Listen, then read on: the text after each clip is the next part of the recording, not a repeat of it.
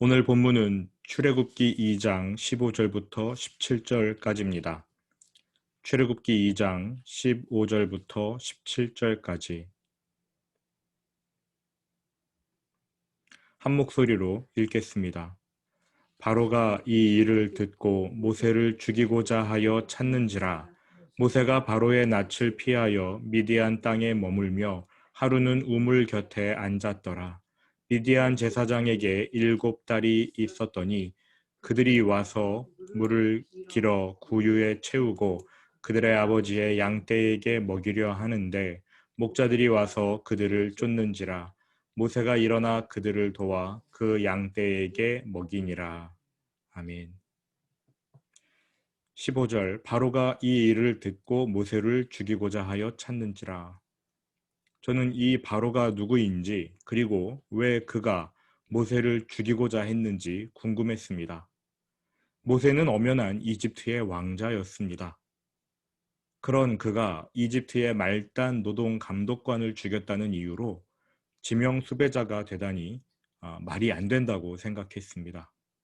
단지 이집트 사람을 죽였기 때문은 아닐 것입니다. 뭔가 다른 이유가 있었을 거라 생각했는데요. 일단 출애굽기 1장에 유아 학살을 명령했던 파라오는 죽었을 것입니다. 이 시점에서 많은 성서 역사학자들이 핫셉수트라는 이집트 여왕에게 집중하는데요. 학자들은 이 핫셉수트 여왕을 그 유아 학살을 명령했던 파라오의 딸로 여깁니다. 그러니까 모세를 건져낸 공주가 핫셉수트라는 여왕이었을 것이다. 이렇게 추측을 하는 것이지요. 그녀는 파라오의 정실 자식이었습니다만 여자여서 왕위를 계승할 수 없었습니다. 이 문제를 해결하기 위해 핫셉수트는 자신의 배다른 남동생과 결혼을 해요. 그러나 이들 부부에게는 자식이 없고 그 남편은 후궁에게서 낳은 아들을 남긴 채 병으로 일찍 죽습니다. 후궁의 아들이 왕위를 이어야 하지요. 그런데 나이가 어렸습니다. 그래서 핫셉수트가 섭정을 해요. 근데 말이 섭정이지 그녀가 왕이 되어서 이집트 천하를 호령합니다. 당시의 이집트가 가장 강력했다고 그럽니다. 정치를 잘했어요, 이 여인이요. 그녀의 특징 중 하나는 남장을 했다는 겁니다. 남장한 여자 여왕. 인터넷에서 그렇게 이름을 검색해 보시면 보다 자세한 정보를 얻으실 수 있을 겁니다. 성서학자들은 이 여인 핫셉수트가 목욕하러 나일강에 내려갔다가 모세를 건졌던 이집트 공주다. 이렇게 말을 합니다. 어느덧 시간이 흘러서 그 남편의 아들이 성장했고 핫셉수트의 섭정은 끝이 나지요.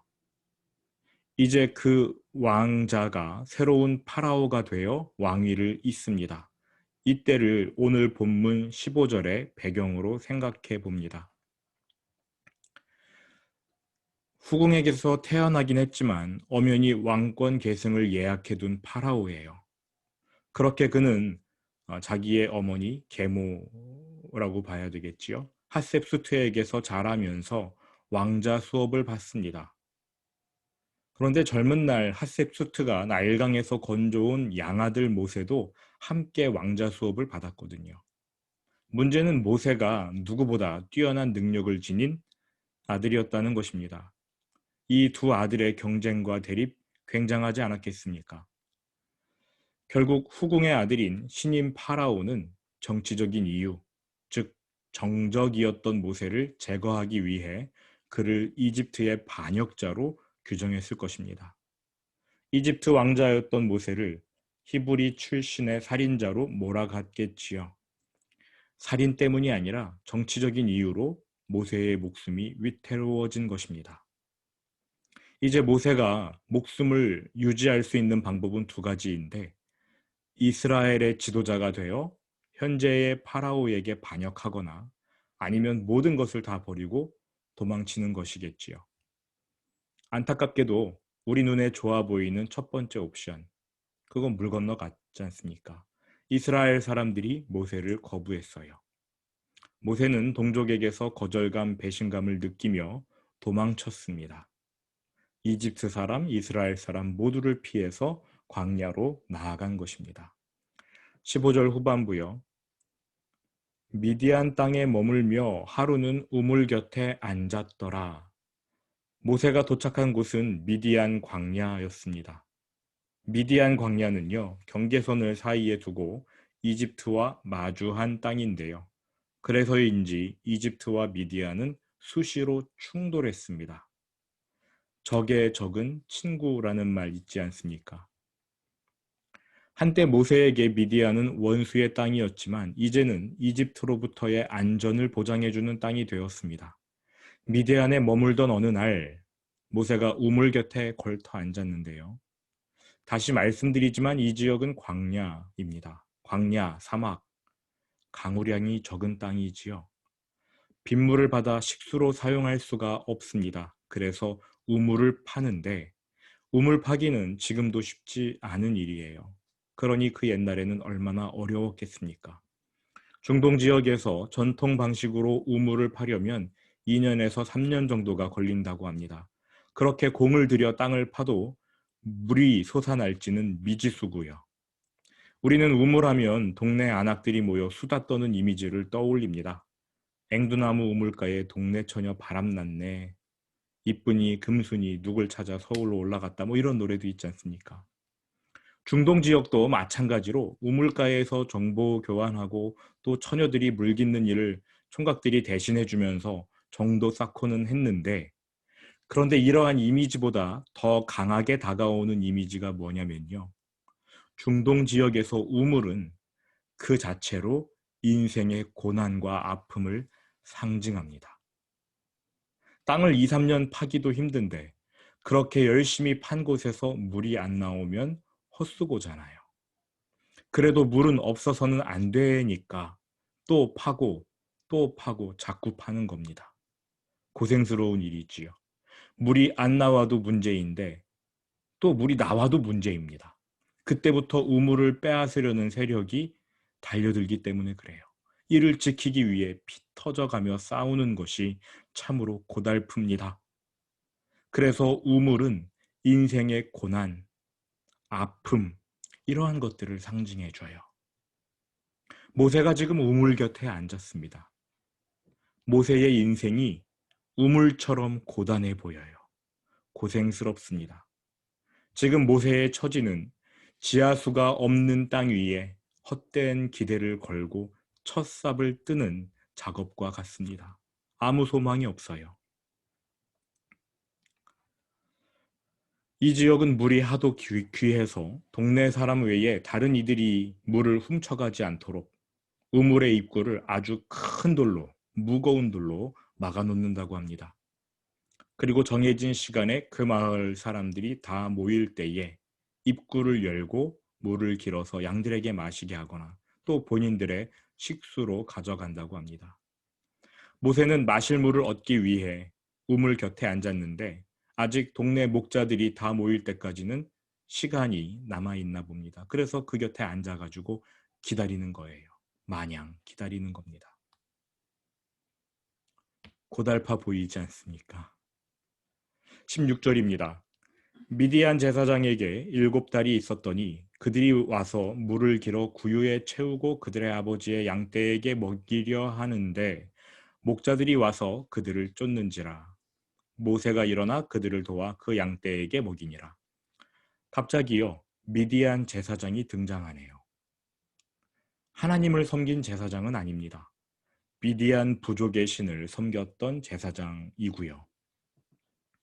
그의 딸들이 양떼에게 물을 먹이려고 하는데 목자들이 와서 이 연약한 여자들을 쫓아냅니다.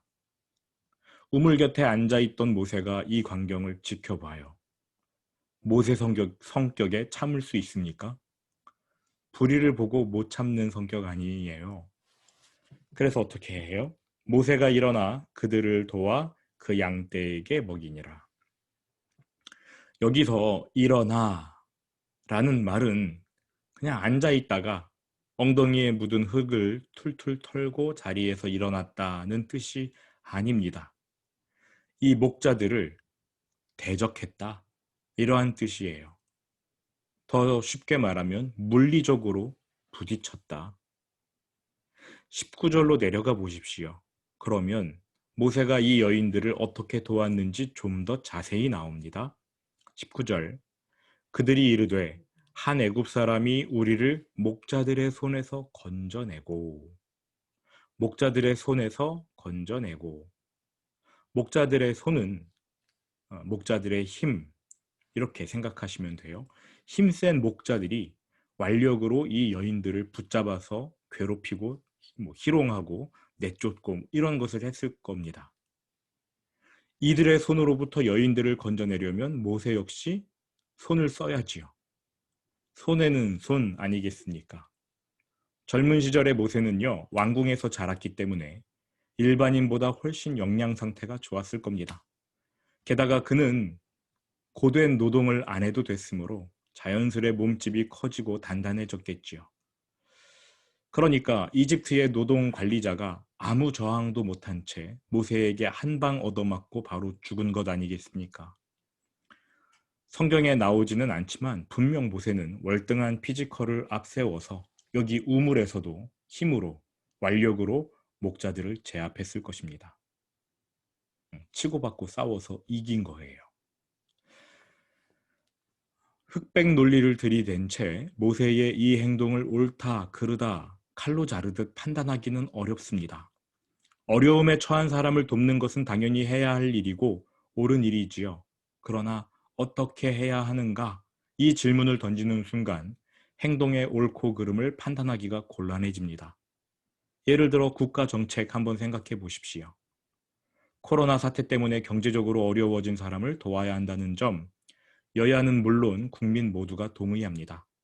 돕는 것이 옳다며 입을 모읍니다. 그런데 어떻게 도울 것인가를 두고서는 얼마나 첨예하게 대립합니까? 다들 나는 옳고 너는 그르다 생각하지요. 어려움에 처한 루엘의 딸들 모세가 그들을 도운 것이 옳습니까? 네, 옳습니다.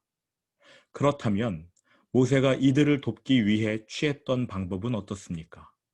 그가 일어나 다른 목자들을 대적하여 혹은 힘으로 그들을 제압하여 치고받고 싸워 이겨서 도와준 일. 판단하기 어렵지요. 그래서 일단 옳고 그르고의 판단은 좀 보류하겠습니다. 다만 저는 모세의 삶 가운데 그의 행동을 이끄는 동력이 무엇인지를 알고 싶을 뿐입니다. 그래서 남을 도왔던 일에 윤리적 판단은 일단 유보하겠습니다. 그리고 나서 보니까 아직까지 모세의 동력은요, 내 힘, 내 능력, 내 의, 혹은 분노인 것 같습니다.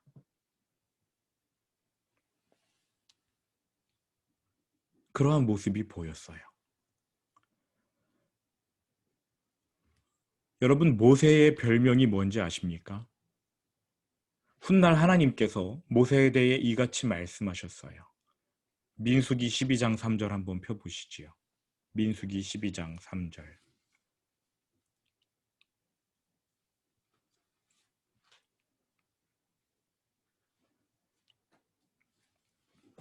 민수기 12장 3절이요.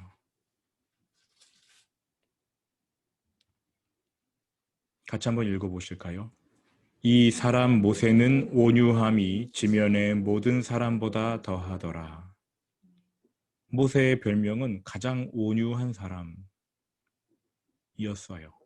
어떤 배경에서 하나님이 모세를 이 땅에서 가장 온유한 사람이다 이렇게 평가하셨습니까?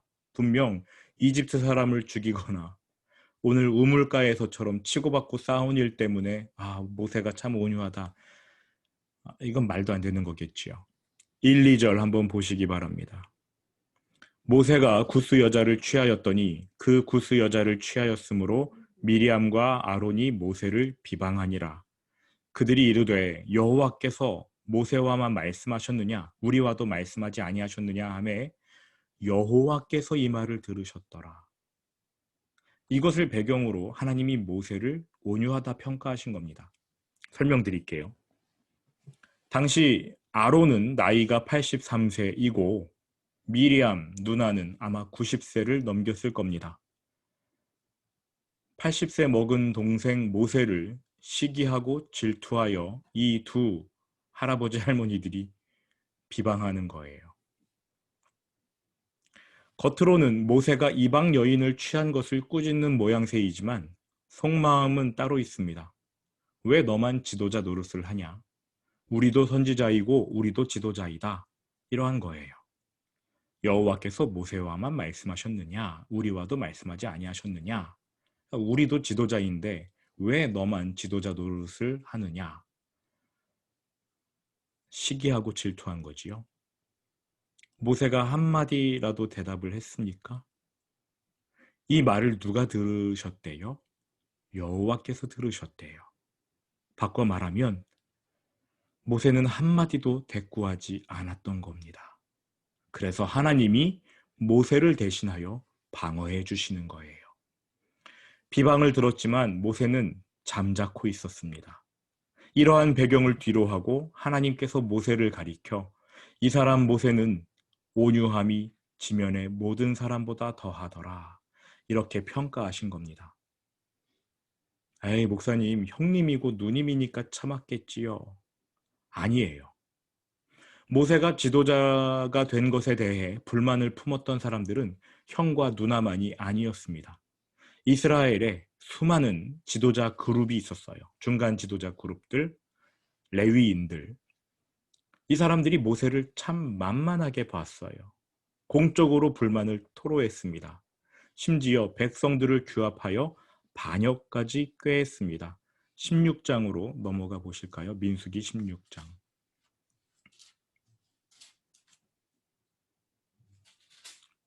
1절부터 3절까지 함께 읽어보시겠습니까? 레위의 증손 고앗의 손자 이스할의 아들 고라와 루벤 자손 엘리압의 아들 다단과 아비람과 벨렛의 아들 온이 당을 짓고 이스라엘 자손 총회에서 택함을 받은 자 곧 회종 가운데에서 이름 있는 지휘관 250명과 함께 일어나서 모세를 거스르니라. 그들이 모여서 모세와 아론을 거슬러 그들에게 이르되 너희가 분수에 지나도다. 회중이 다 각각 거룩하고 여호와께서도 그들 중에 계시거늘 너희가 어찌하여 여호와의 총회 위에 스스로 높이느냐. 모든 백성이 다 거룩한데 왜 모세 너가 지도자 역할을 하느냐.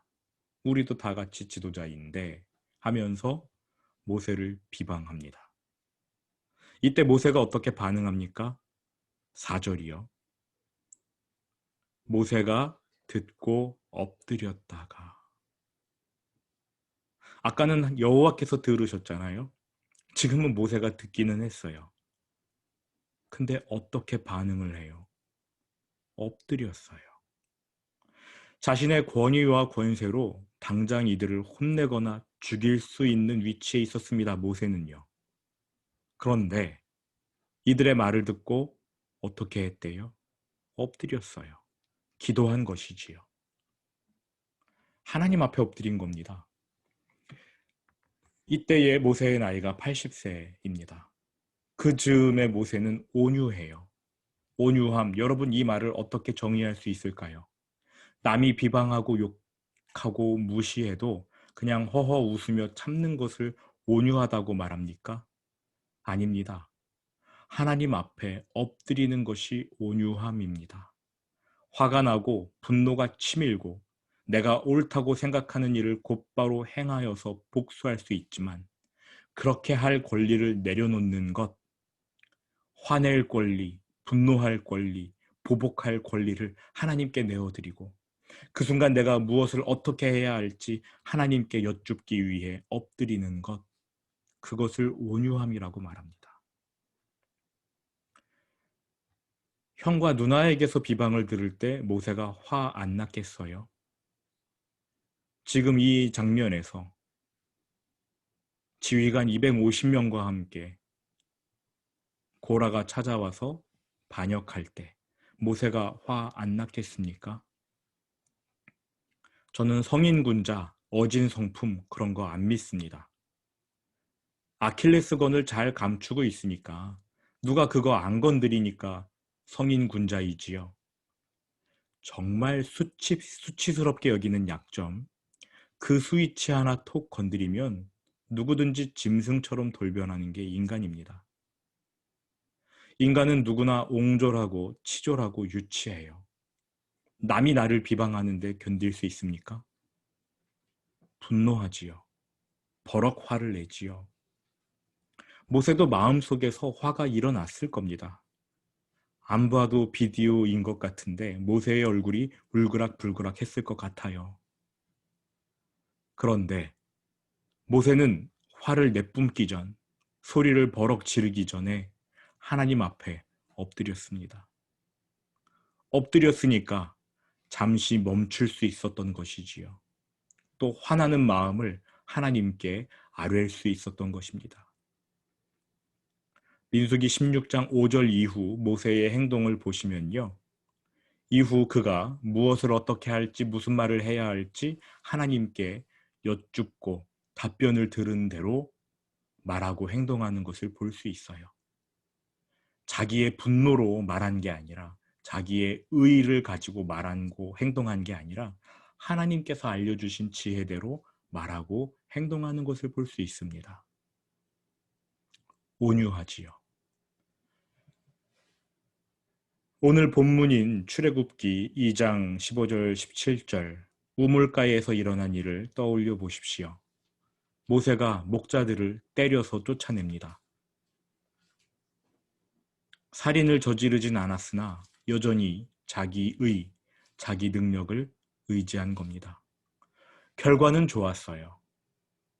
고통당하는 여인들을 구해준 거니까 결과는 좋았습니다. 그런데 모세의 행동의 동력이 무엇이었나 생각해보면 그는 아직 자기 소견에 옳은 대로 행동하는 사람이었던 겁니다. 40살 어간의 모세, 아직은 온유하지 않아요. 성경은 말합니다. 온유한 자는 복이 있나니 후반부가 어떻게 되지요? 그들이 땅을 기업으로 받을 것이며 온유한 자는 복이 있나니 그들이 땅을 기업으로 받을 것이며 하나님께 엎드리는 사람, 온유한 사람은 화평함 가운데 복을 얻을 것입니다. 예수님의 이 말씀, 온유한 자는 복이 있나니 그들이 땅을 기업으로 받을 것이며 이 말씀은 원래 시편 37편 11절이었습니다. 그걸 예수님이 인용하신 거예요. 제가 시편 37편 11절을 읽어드리고 말씀을 마무리하도록 하겠습니다. 잘 들으시기 바랍니다. 그러나 온유한 자들은 땅을 차지하며 풍성한 화평으로 즐거워하리로다. 이 복 누리셔야지요. 온유한 사람들 평안과 번영을 얻습니다. 게다가 이들의 삶이 주변 사람들에게 보여질 때 주변 사람들은 하나님을 보게 될 것입니다. 그것이 땅을 기업으로 받는다. 이러한 뜻 아닙니까? 나를 통해서 내 주변 사람들이 복을 받고 나를 보면서 내 주변 사람들이 하나님을 바라보게 되는 것. 이게 땅을 기업으로 얻는 복이지요. 온유한 자, 어려움의 때에 분노하고 싶을 때에 엎드리는 자가 온유한 자입니다. 오늘의 묵상 포인트입니다. 간단합니다. 여러분은 온유한 사람입니까? 화를 내고 싶을 때, 복수할 권리가 생길 때 일단은 하나님 앞에 엎드리는 온유한 사람입니까? 이것이 오늘의 묵상 포인트입니다. 주기도문으로 오늘 예배를 마치겠습니다. 하늘에 계신 우리 아버지, 아버지의 이름을 거룩하게 하시며 아버지의 나라가 오게 하시며 아버지의 뜻이 하늘에서와 같이 땅에서도 이루어지게 하소서. 오늘 우리에게 일용할 양식을 주시고 우리가 우리에게 잘못한 사람을 용서하여 준 것 같이 우리 죄를 용서하여 주시고 우리를 시험에 빠지지 않게 하시고 악에서 구하소서. 나라와 권능과 영광이 영원히 아버지의 것입니다. 아멘.